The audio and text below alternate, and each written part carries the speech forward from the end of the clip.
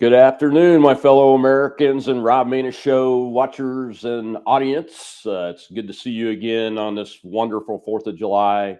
Happy birthday, America. And remember, Americans stand for what is doing right in the world, not for all the craziness that you see sometimes. We've got a great show for you today.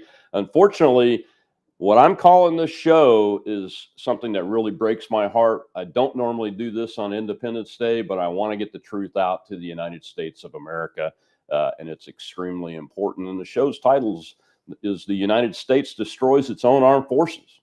In recent weeks, Americans have seen some unbelievable breaking news about its armed services. Once the most feared and capable in the world, the U.S. Army has even removed its requirement for a high school diploma to enlist as of last month. America's all-volunteer force has never been in a shambles like this, and we can't even get young men and women into the Army with an upwards of $50,000 enlistment bonus that was implemented months ago. The Army isn't the only service with recruiting failures. Recent reports on the next incoming class to the Air Force Academy say that every single qualified applicant is being offered a slot in the class. That's unheard of in the Academy's contemporary history and doesn't bode well for the future capability of the Air Force's core leadership. What is happening here? Well, two events are the forcing function of both recruiting and retention. Critical race theory policies dismantling the defense team along race and gender lines, and the vaccine mandate.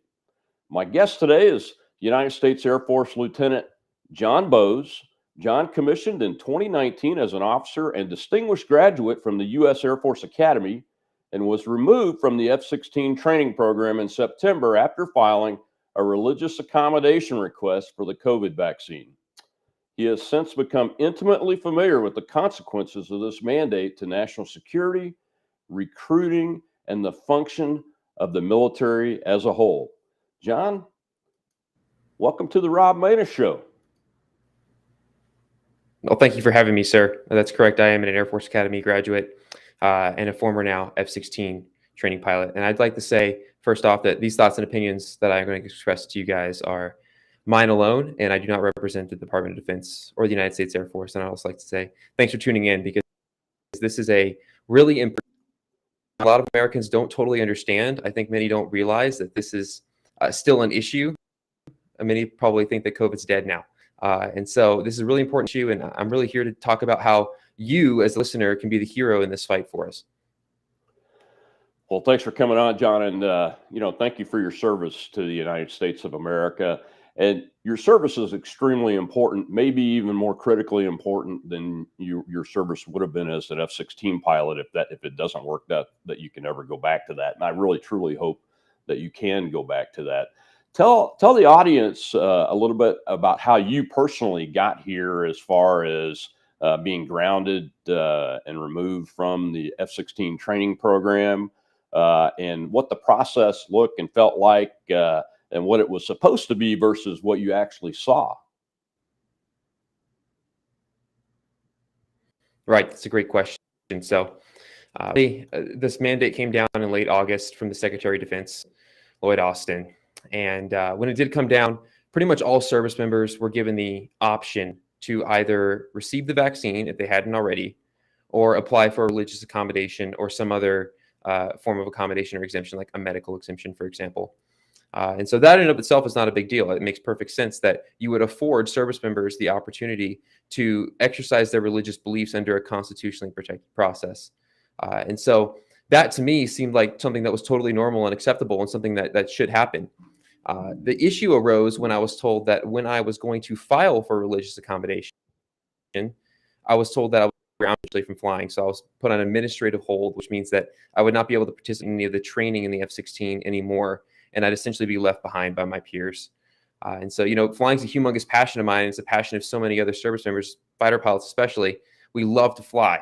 And I think any person that's flown probably understands that feeling. And so to use that as a means of coercion to get service members to take a vaccine that they don't want to take is not morally right. And it's not ethical either. And so that was a major issue. And that's really what got me into learning more about this and some of the implications about it. And so I filed for religious accommodation In September, I was grounded. And 9 months later, I'm still here. My religious accommodation has been denied for really no cause at all. And then I've received a letter of reprimand, which is a formal form of punishment that goes in my permanent record. And so my career has been pretty much separated over this. So what was the letter of reprimand for? The letter of reprimand was because I remained unvaccinated after my religious accommodation was denied. And so at that point, once my religious accommodation was denied, I kind of took it upon myself to try and form leadership that this was not a lawful and religious accommodation unlawfully denied. And we can get into some of the reasons why and what constitutes an unlawful denial of religious accommodation, but those are just the simple facts. And so I attempted to inform my leadership of that and trying to stand up for my constitutional oath, my oath to the Constitution, I should say, as an officer, and also to my religious beliefs. And they did not accept that. That's unfortunate. Normally military discipline is applied to people that don't follow orders with a willful intent to disrupt discipline in the military, and those kind of things. And as a former squadron and wing commander, I'm disappointed in my colleagues that are still on active duty. Quite frankly, I'm very disappointed in my peers who are now at the 3 and 4 star level. And what's happening here, especially at the Air Service Academy. The superintendent is one of my peers I flew with in the B-1, and the actions that I'm seeing are just not indicative of the character of the man that I know. And there must be an extreme amount of political pressure on these senior general officers and colonels as wing commanders and lieutenant colonels as squadron commanders. And it's really hurting the armed forces, isn't it, John? I mean, you're there, so you're talking to folks that I haven't been able to talk to since I was a captain and lieutenant crew member in the B-1 in the KC-135. So what are folks talking about on both sides of this issue from what you're hearing? Yes, sure. I can totally speak to that. So level of the military, and that is the junior officer corps and the flying community, did everyone else really, all the way up to maybe wing commanders. Many service members really believe that this just doesn't make sense as to why we're discharging these service members over this vaccine. I think everyone at this point is painfully aware of the fact that the COVID-19 vaccine still causes you to get COVID. It still causes you to spread COVID. And the individuals in the military, like myself and tens of thousands of others, we aren't a risk factor for COVID at all. It's basically a cold at this point for anybody. And so I can understand some of the fear and anxiety that took place when COVID first broke out. But at this point, we've been doing this for 2 years now, and everyone's realized that this is really just a non-event. And so I think people recognize that. And I think people are recognizing how silly this has become in terms of the people that are getting discharged like myself. I have been within my squadron every single day. I have not been mandated to wear a mask. I have not been mandated. I am acting in the same capacity that I was before I was unvaccinated, and when everyone else was unvaccinated at the same time. And so now suddenly, because my religious accommodation has been denied, I'm this grave threat to good order and discipline, and the health and safety of service members just doesn't make a whole lot of sense, because if that was the case, shouldn't I be forced to stay at home or telework, which I'm not being told to do? And so people are seeing things like that. They're seeing things like pregnant service members being told that they have to get vaccinated the day they give birth, which does not make any sense, and I don't think is really very sound medical advice, though I'm not a doctor. And I know service members who have given birth and have applied for waivers to breastfeed and are fighting that. They still have not been granted that waiver. And so it just doesn't seem to make sense. It seems forced upon us in a way that doesn't seem to coincide with DoD policy or with just the basic concepts of leadership and caring for our service members. Yeah, when I was a young enlisted person, we used to have a phrase that said, "Ours is not the reason why, but the do or die," when you were talking about orders and things like that. But the situation is different. We train our young people when they come in the military to not follow orders that are unlawful because of the experience that that other armies, like the German army in World War II, had when they tried to use the excuse, I was just following orders, even though they knew they were illegal. It's very important that when an officer, especially, identifies an order that they think is unconstitutional, it's incumbent upon that officer, just like you have done, John, to step up, say their piece, and then make a decision one way or the other. And sometimes the service just doesn't respond rationally, especially if the order is, in fact, deemed to be unconstitutional. We saw it with the anthrax vaccination program. I was both a crew member and a squadron commander during that when it ended because it was considered to be an unlawful order. And that vaccine was already tested, but it caused a lot of medical problems for the folks that took it. And there are a lot of people on disability now that had to take that. It also caused a readiness problem. And I wanted to talk to you about this from a readiness perspective, because you're still in the squadron. You've got friends that are out, I'm assuming, out of training now and have gone to their mission ready squadrons and those kind of things. And what we're hearing, for instance, during the House Armed Services Committee hearing to vote on this year's National Defense Authorization Act, the NDAA, Congressman Mike Johnson from Louisiana mentioned that if Secretary Austin refused to drop this vaccine mandate, that they should consider withdrawing his waiver. A 4-star general has to have a waiver if they've not been out of the military for 10 years before they can be appointed to a position like Secretary of Defense. So that's well within Johnson's purview. But the reason he brought that up, and let me read it to you, he's got a lot of information. The deadline was the end of June for Department of Defense. So at that point, the Army, this is just the Army, had only met 40% of its recruiting goals, but 13% of the National Guard, 10% of the reserves, and over 24,000 active duty soldiers were facing expulsion at the end of June.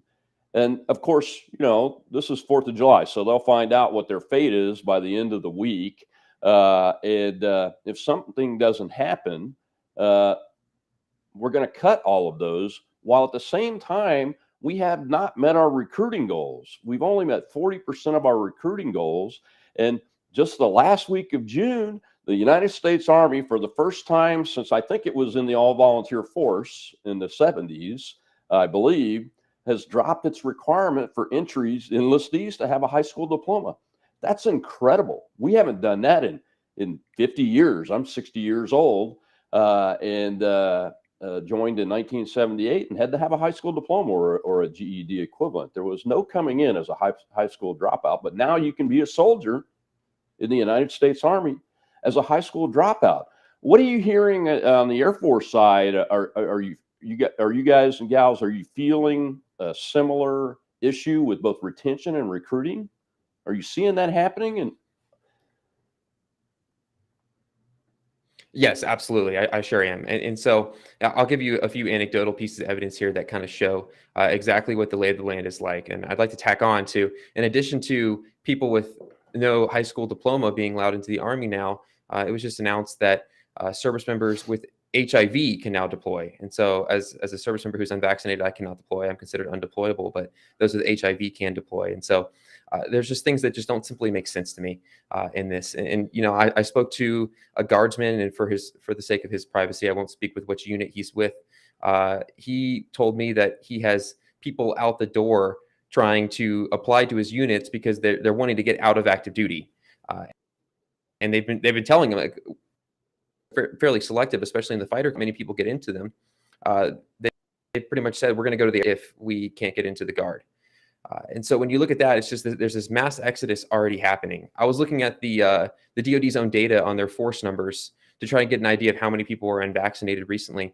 And I noticed an alarming trend, and that was that the DoD's own data on their total force, and so that's number of service members in uniform, active, Guard, and reserve. Those numbers that we have in our total force strength have been dwindling rapidly. I'll give you this number. Since when the mandates came out, we've lost 53 service members. And that's not people who have been discharged from the vaccine, because that number is quite a bit smaller as folks start to begin the process of getting discharged. So those are just other individuals who are leaving the service for whatever reason. And in the month of April, we lost 10,000 service members in that month alone. That's the highest number in 10 years that we've lost in a single month. And that's since the Obama era of our military. And so when you look at that, we're seeing pretty much a mass exodus. And I think it's pretty clear now that the Department of Defense is desperate to meet their goals. The Air Force just recently announced that had the lowest enlisted recruiting since 1999. So when you look at all this data and put it all together, you realize pretty quickly that we are in a manning and recruiting crisis, and no one's really talking about it, at least not as much as they should be at all. And so I think the American people, especially who pay and expect our military to keep them safe, should be asking these questions, and they're entitled to the answers. And so, senators have put out a lot of requests for information, and that information has gone unanswered in terms of like how many people are unvaccinated in the military, who is being discharged, what does their experience look like? And so we, as pilots, took it upon ourselves to quantify that data, and I'd be happy to talk about that as well. Yeah, let's get to that in just a second. Just for the audience, and I don't know if you're aware of this, but the House Armed Services Committee passed the NDAA out of committee without that amendment, and the amendment vote was along party lines, with the exception that Congresswoman Liz Cheney from Wyoming voted for keeping the vaccine mandate. And I'll just add to what I was saying before. Congressman Johnson put out that in some states, approximately 25% of the National Guard are unvaccinated. And he reminded everybody, and I'll remind folks too, National Guard people are generally not full-time, most of them. So they're not relying on our paycheck that we give them to make a living. And it's not hard for them to walk away. I love flying too. You can see the models in my office behind me when I'm shooting the show on the shelf, and would give anything to be able to go back to it, if I were a younger person. But if I were in their position, I'm a pro-life person, and my religious beliefs is what would have happened to me had I been on active duty now. And these guardsmen and women, they can just walk because they're already earning a living at something else. Most of them. The good news is for the pilots that are leaving, if they can't get in the Guard, the airlines apparently have caused their own personnel purge when they had their mandate. And they've got so few people that they're blaming the weather now for all the cancellations and delays, which we're seeing like thousands of them a day now, instead of owning up to their mistake. And that was requiring young men and women to get a vaccine for a disease really that has minimal impact on that population. So let's talk about that data you said your friends and you put together about what's going on. Give us some insight into what you found out, John. Yeah, sure thing. So I'll start off by just kind of painting a little more of a picture of exactly where we stand in terms of our pilot crisis right now. And so in 2015, the Chief of Staff of the Air Force, General Goldfein, said that a 1,500 pilot shortage was a crisis. And that number has since grown. The last number I've heard is 1,650. And so we've already got a massive manning shortage in the flying community. And like you've said, I think it's probably attributed to people leaving for the airlines or just simply getting out of the military because of frustrations. And so when you look at it from that perspective, when I say the number 700 pilots, to my knowledge, are currently unvaccinated, that is half of a crisis right there. And that's going to drastically increase our manning shortage. And that's exactly why we conducted this survey, was to quantify just on our national security to lose these pilots. And so a survey was conducted with 357 pilots as a sample. And that sample showed some alarming data in terms of what we stand to lose in the talent of these service members who are actively standing up to this mandate.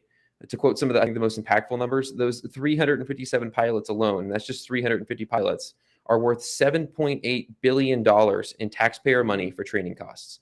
That is an astounding number of experience and money we put into these people. And on top of that, speaking of experience, the average years of service of these pilots is 14 years of service. These are really experienced aviators who have had deployments, who have trained for more than a decade in the art of flying in combat or flying to support our combat. And it can afford to lose that right now. So it's not just simple as, oh, we'll just retrain more pilots. For one, we already are struggling to recruit. And two, how can we retrain more pilots when 69% of these pilots are instructor pilots? So we're losing a massive cadre of experienced instructors who would actually retrain their replacements. And we're just going to lose those. And so I think we're not going to do anything but exacerbate an already serious problem that we're facing in our national security, and one that we're not really even capable of correcting in the first place right now. And I think that's a massive issue for our national security.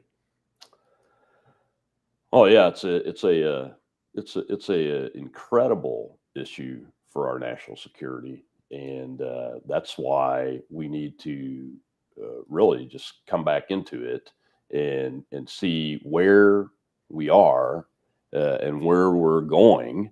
I mean, think about those numbers. Look, the Air Force deals with pilot shortages quite frequently. I remember when I was a young crew member, we were going through one at the beginning of Desert Storm, and they had to do what's called a stop loss on pilots getting out.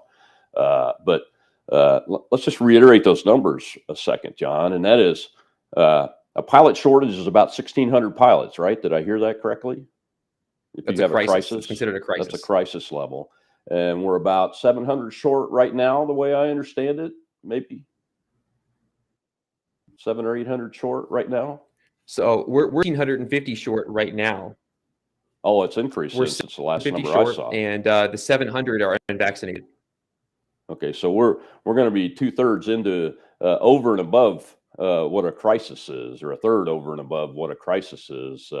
And I don't believe, even in my 30-something years and 25 as an aviator, that I ever saw a shortage of that critical nature. And folks, when you think about where we're at with facing China wanting to take Taiwan by military force, with Russia trying to take Ukraine by military force, the fractures in NATO that have been identified due to that conflict and other conflicts, the crisis that we've created in the Middle East by destabilizing it, and that continued set of operations there, and our allies around the world not being able to trust us.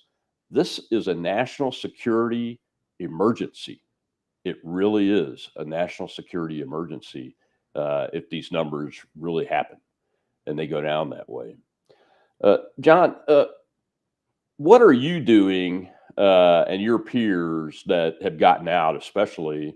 I know you're coming on shows like this. I've seen you all over the place, I think on Newsmax, maybe even on Fox and Friends. And hopefully they've got you on a War Room at this point. But what else are you working on and your peers working on to try to stop this?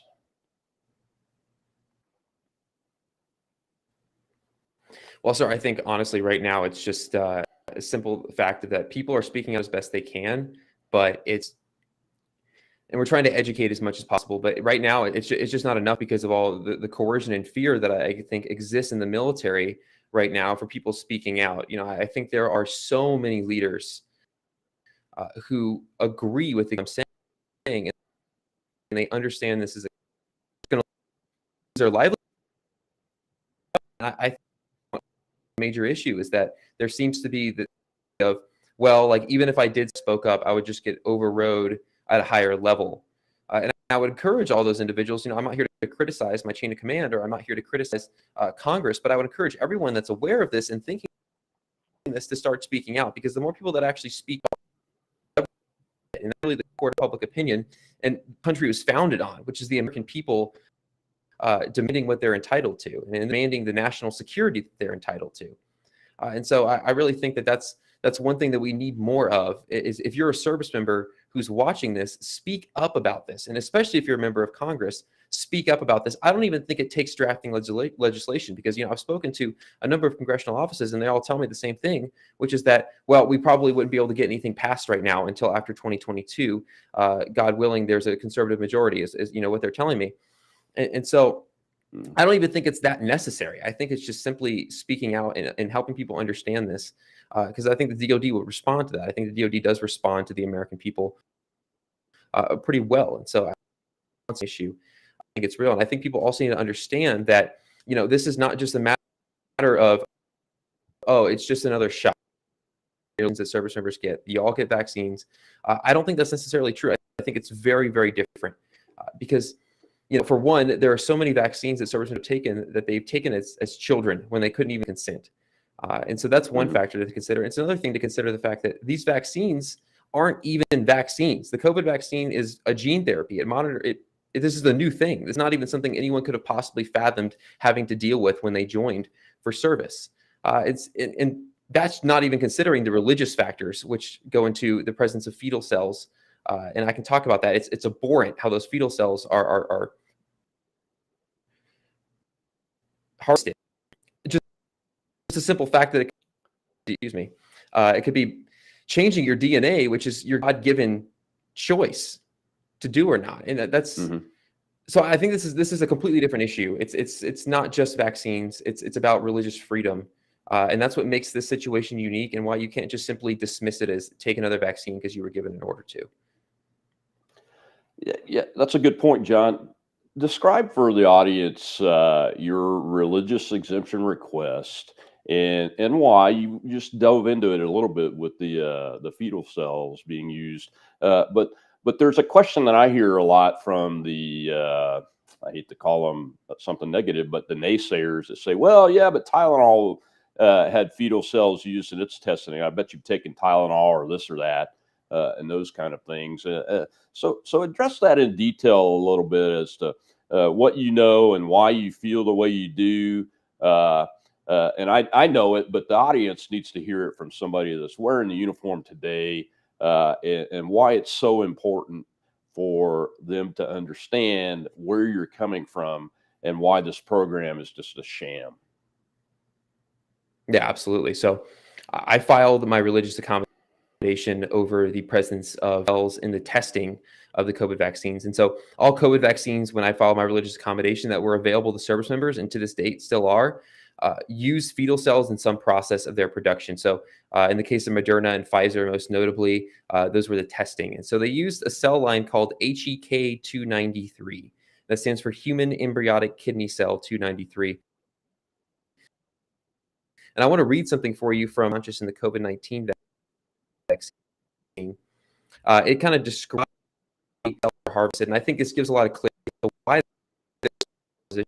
And so I'm now from Anna Marie Cardinelli. It says, to harvest a viable embryonic kidney for this sufficiently healthy children old enough to have adequately developed kidneys must be removed from the womb alive, typically by C-section, and have their kidneys cut out. This must take place without anesthesia for the child, which would lessen the viability of the organs. So instead of a human being that was ordained by God to exist on this earth, instead of being held and rocked by its mother and comforted as it's brought into this world, it is cut out of the womb and dissected without I can only imagine to be death. And that is just shocking. That is shocking to the conscience. And I think anybody with a moral conscience would agree with me on that is horrific. And so this is not just, an abortion happened and they happened to put some cells on a petri dish. This is barbaric and this is awful. And so many service members were not aware of this. I personally wasn't. I certainly wasn't. And I think many people probably still aren't aware of that. And that's half the reason why I'm talking about this, because, as a pro-life Catholic, I feel called by God to educate people about the horrors and evils of this. And so saying like, yeah, you took Tylenol. Yeah, sure. They might have used them in testing for some products. Certainly avoid any products. Now, I do my research. I won't be taking any more vaccines that contain fetal cells in any part of the process. And so that's one factor to consider. And also you have to consider the fact that these vaccines would not exist without these fetal cells. Whereas products like acetaminophen and ibuprofen were developed far before these fetal cells and the concept of even using fetal cells ever existed. And so I think it's a totally different thing when one thing exists without the merit of those cells and another exists because of the merit of those cells. And so I simply just can't stand for it. I simply can't stand for the pharmaceutical products, and I certainly do my research now, and so many other service members do as well as to what these cells are used in and how to avoid them. Well, thanks for describing that because, a lot of people, we just had the Roe versus Wade decision made by the Supreme Court. But in the past few years, this gentleman named David Dylan uncovered that these fetal body parts were being sold on a black market, really, so to speak, for all intents and purposes. And when you see the description of the actual abortions themselves for those age of fetuses, it sounds like what you described. You know, it's just absolutely abhorrent. And unfortunately, a lot of people took it and didn't realize that at the beginning too. As a matter of fact, I'm double vaccinated, but I refuse to get a booster because of what I've seen come out. And I'm 60 years old, so technically I might be approaching the what used to be the risk period of my life. But my goodness, we've seen all kinds of adverse reactions, and especially in the age ranges from 18 to 35 or so. Now that if I were Secretary of Defense, I'd be looking at those and going, this just doesn't make sense anymore. And I don't understand what the senior leaders in the United States Armed Forces across the board are thinking about, because I know that they're getting the data that I see, because I see the public data. So they have to be getting better data than what I see. So what's the difference? If they had better data to put my fears and concerns to allay those, or yours, if say you were asking for a medical exemption because of the adverse reaction effects, which I think is important too, because for a pilot and an aviator, your pulmonary system and your cardio system are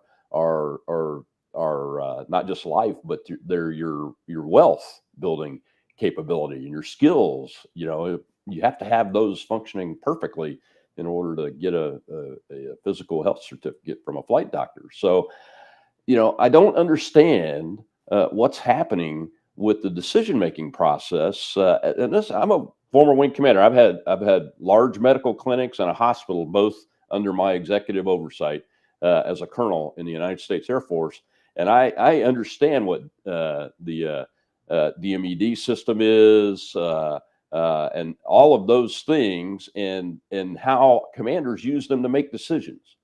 So I'm looking at the commanders from the highest to the lowest level, and the senior leaders that are appointed, and senior executives in the Department of Defense, and I'm thinking to myself, what is going on? They have to have better data than I'm getting, and the data that I see has me making the decision, if I were in their chair, saying it's time to stop this because we are putting our force at risk. But we're hearing the opposite from that. What do you hear?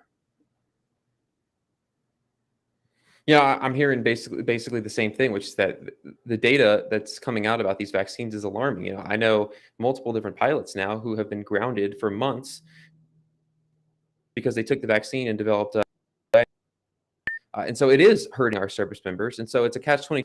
There's a possibility if you take this vaccine that you'll be injured and your cardiovascular ability will be diminished so much that you can't even fly anymore, or you choose to not get the vaccine, or at least stand up for your religious beliefs on the vaccine and get kicked out anyway and be unable to fly. And so that's a really unfortunate factor. But speaking of medical exemptions, thousands of medical exemptions have been granted to service members, and service members with medical exemptions or who are simply unvaccinated have deployed and are still deployed potentially. And so when you look at it from that perspective, it's like, how are we not deployable when we're showing right now that we are capable of being deployed, and we're capable as unvaccinated members? I just stand. And there's a big difference between a medical exemption and a religious accommodation. An exemption allows you to exist outside of the policy. An accommodation makes you compliant with the policy of the DoD. And accommodation is not just protected by the Department of Defense regulations, it's protected by the policy of the nation, which is the Constitution of the United States, the Constitution that I swore to defend and uphold. And so when you look at it from that perspective, with just these blanket denials of religious accommodations, when we're demonstrating that we could easily have them, that seems like a pretty serious violation of the Constitution, because it's a whole lot harder for the military to deny a religious accommodation than it is to deny a medical exemption. And so I just simply don't understand why this is happening when that's the case. Our Constitution our Constitution protections are just really not there right now. Okay, I can hear them. I can hear them now, John. They're saying, well, yeah, but we've approved religious accommodations. Just look at here. Look at these. We did that. What's the real story behind that? It's really tough to say. There's been a number of religious accommodations approved. I know of many of them who are religious accommodations that are approved from individuals who are close to or on terminal leave, which means that they're essentially they've already just been discharged or left the military. And so to say simply that these religions being approved, I think, is a little bit of a stretch of the truth, because sometimes these accommodations are being approved for people who are not even going to be participating in the military anymore. And even if that's not the case, even if it's not the case that we have service members who have had religious accommodations approved and they're going to continue serving, I asked the question, why not just approve all of them? Because what was different about that service member's religious accommodation than from the tens of thousands of apply? Because I'm willing to bet they're probably all the same thing. It's something to do with modifying your genetics or the presence of fetal cells, because that's overwhelmingly what I've seen. And so I just asked the question, why not all of them? Why not all of them? That doesn't make any sense. And in fact, they're entitled to start improving them, because once a service member proves that they have a sincerely held belief, the Department of Defense has the burden of proof of saying that their interest is so compelling that it overrides your religious beliefs. And that's a very, very hard thing to prove, and something religious proof. Yeah, it's I've heard these are approximate numbers, over 11,000 religious requests. Less than 1,000 have been approved in a service. These are in general terms speaking. And I've heard the same thing that you have. And I've met a couple that it was after they were on the path to retirement or separating from the military that their religious exemption was finally approved. But it's in such low numbers that you really can't stand by a statement like that and look and with a straight face, from what I can understand. I certainly hope that we are able to challenge them. And speaking of that, are there any? Are you aware of any litigation in progress over the religious accommodation requests being denied like this? Because it's my understanding the chaplains, for the most part, in large majorities, I mean, like greater than 95%, are seeing these and saying these are true, they're real. And I understand the process. As a commander, I had a couple of people go through the conscientious objector process. It's very similar to that. You have to have a true religious belief that's longstanding, that's sincere, and is understandable. And the chaplain has to agree with it, really, quite frankly, before it goes forward. But it's my understanding the chaplains and the chief of chaplains is not signing off on disapproval or approval of these requests, even though the chaplains are primarily saying, "Yeah, these are good to go. They should be approved." Yeah, you're correct. There's so many chaplains that are speaking out about this. In fact, I'll get to the litigation in a second, but there are some chaplains now who are a part of a class action suit about this, where it's actually specifically chaplains talking about this in court. But to speak to, one of the head chaplains, or if you will, of the DoD, the Archbishop of the military diocese himself stated in a letter that to deny these religious accommodations for those with sincerely held beliefs principle. So it's absolutely not true when so many people say that, oh, well, the Catholic Church says that it's okay to get vaccinated. Christianity, there's no Christian sects that say you shouldn't get vaccinated. That might be true, but it also doesn't say anything about you should be vaccinated. In fact, pretty much all these faith leaders are saying the same thing, and that is that, yes, it's okay to get vaccinated, but if you have a moral objection to that vaccine, key factor that I think is missing in so many, when the Archbishop of our own military agrees with that. To get to litigation, it's simply put that there's a lot going on. And it's crazy because you think to yourself, well, why would there be so many lawsuits? And I think it's simply because of the fact that there are just so many things that are happening in the DoD right now that just simply aren't right, that it actually warrants multiple lawsuits. And so Liberty Counsel is a great organization. They're litigating. There's the Navy SEAL case, Navy SEAL 1 versus Biden, which recently got protection for Navy members. And so it's interesting to see that Navy is now moderately protected, but at the same time, the rest of the service branches aren't. going full throttle on to get service members out of the military now at this point. But we're litigating on a lot of things. There's litigation on the fact that, for one, these vaccines can't even be mandated right now because pretty much all of them have been emergency use authorized up to this point. And so for those that don't know, an emergency use authorized vaccine requires informed consent, which means that you can choose to accept or deny that vaccine with no harm done to you. And all of these vaccines are emergency use authorized. So it's not even really legal to mandate this vaccine. And so it's one to receive an FDA license, which is the actual approved vaccine, versus saying that and then not having the licensed vaccine available to service members. And so that's probably the key component that's being litigated right now. So let me make sure I understand this. Now, I read the Secretary of Defense's memorandum giving the order, and it said FDA approved vaccines in that order. Are you telling me that all of the folks below the chain of command that are giving you orders are violating the Secretary's order? That would be correct. Yes, if they're aware of the fact that all the vaccines available, yes, that order. Now, I want to clarify: FDA approved doesn't mean anything. FDA licensed is the key. And does put that in his memo. It's FDA licensed. A license provides all kinds of different changes to the vaccine in terms of the standards of which it's produced and the protections people have when they take it. And so that's a whole issue in and of itself, and it's probably not even worth getting into because the simple fact that these vaccines aren't available. And so this is kind of new news, and that is that the Department of Defense has been recently rolling out pictures of Comirnaty, which is actually an FDA licensed vaccine. And they're saying, well, it's available now, so you do have to take it. I just asked the question, what were they administering before that?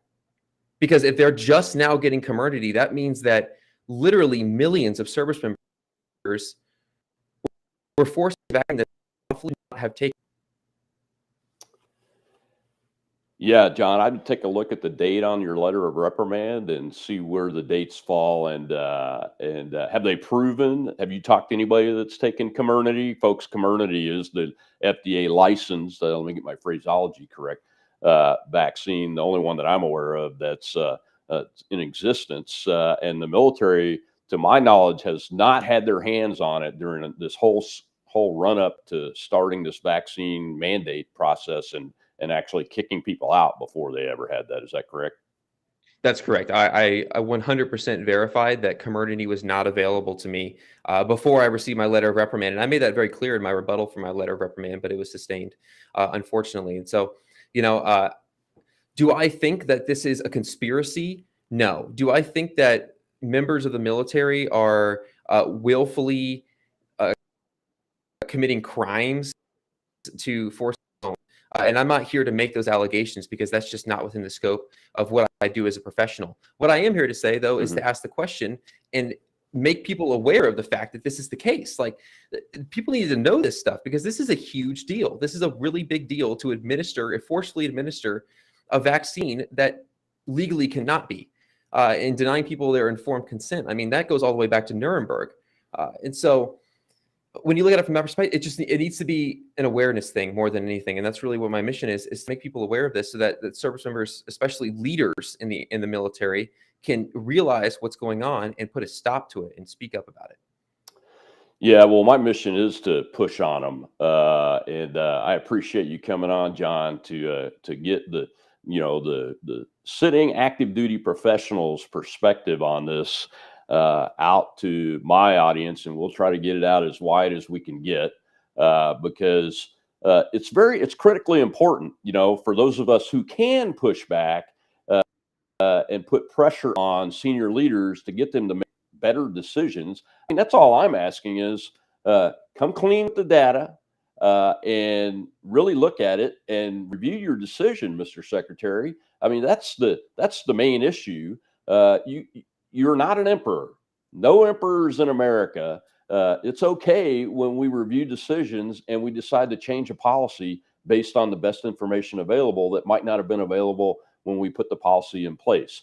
That's what real men and women and real leaders do. And that's what I'm insisting on as a retired military commander and officer and senior leader in the U.S. Air Force and in DOD is to look at this policy and change this policy, because the data is now telling you that it's a bad policy, and all you're doing is hurting people's careers, lives, and in the case of the vaccine injured, you know, I'm going to go there in a second, but you've ruined their lives physically, some of them maybe even mentally, and you've ruined any potential for these pilots to be able to have a good long profession flying for the airlines and creating wealth in their own right outside of the U.S. government service.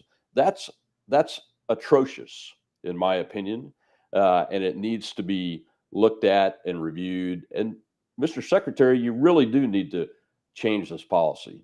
That's my take on it, and I can do that because I'm not on active duty, and I put all my disclaimers on the videos too, John, so you don't have to worry about that. And I'm glad you said it, but tell folks about where they can find out more about what you and what you're doing, and what others that are in the military community are doing.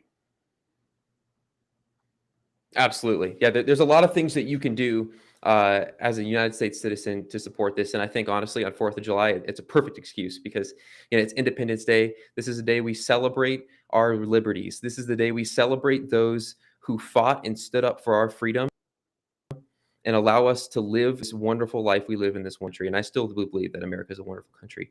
Don't get me wrong on that. And so, you know, if you really want the military to be exactly like it is in the new Top Gun movie, which is a fabulous movie, and it really showcases that exceptionalism. If you want that military, speak up about this, because we're losing the people that make our military exactly that. And that is the patriotic Americans who have nothing but pure intent to serve their country, and serve their country through God as well, and honorably.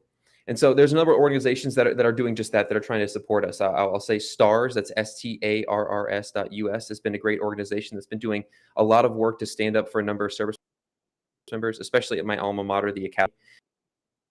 General Rod Bishop, retired Lieutenant General organization. He's a great patriotic American. And you can also just simply support by speaking to your members of Congress and making this a big issue, sharing this episode, talking about this with friends and family, messaging members of the military that you know and asking them to stand up about it.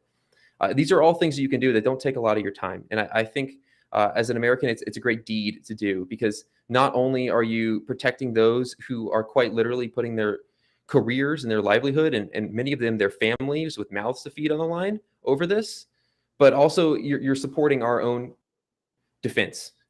And that's really, as an American taxpayer, you have a right to these things. You have a right to ask these questions, and you have a right to the answers.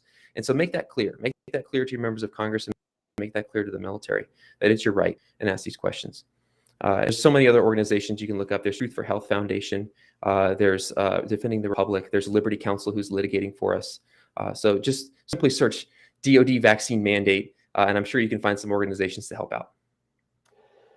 Yes, you can. And thanks for mentioning STARS. I've had it on the crawler for this entire show with its website, stars.us.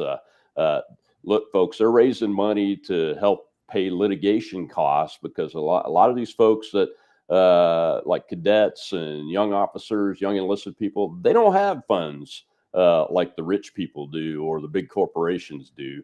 The senior officers that have been in the military have organized as this organization. I'm on the board of advisors for it. Please go there at stars.us and make a donation to the litigation fund to help them provide the best for these best Americans. They are the best of the best. And I'm going to show my age here, but when I was about your age and on the point on the path of being an aviator, a military aviator, I saw the first Top Gun, and it was a great movie. I look forward to seeing the second one. I just haven't had time to get into it yet, but I'm hearing good things about it. John. Thank you very much. God bless you and your family and all your colleagues, both the ones that aren't struggling with it and the ones that are continuing to serve. We love them. America loves them. You're right. This is still the greatest country in the world, my friend. And I wouldn't change what I did one iota. And what I'm continuing to do is to try to provide a service to get the real message out and the facts out, and make sure the American people are aware that they do need to know about this, and they need to take some action on your behalf. Well, thank you so much, sir. I really appreciate you having me on to speak, and God bless to you as well and all the viewers. God bless. Happy 4th of July. Well, ladies and gentlemen, that First Lieutenant John Bowe's grounded pilot is an incredible American. He's still positive. I don't know if I would be able to be that way as far as about the service goes, but I know I am able to be the way I am about America, and so is he. And I'm very proud to know him, and I'm proud to know the men and women that are in the stars.us organization. And I'm proud to know all of the men and women that have volunteered to serve this country and know about them, the ones that are in history and have gone on past the sunset. So until next week, I'm Rob Maness. Enjoy your 4th of July. But remember, it's our responsibility to take care of these young men and women that step up to write the blank check for us that includes possibly giving their life for this country. God bless you, and God bless the United States of America.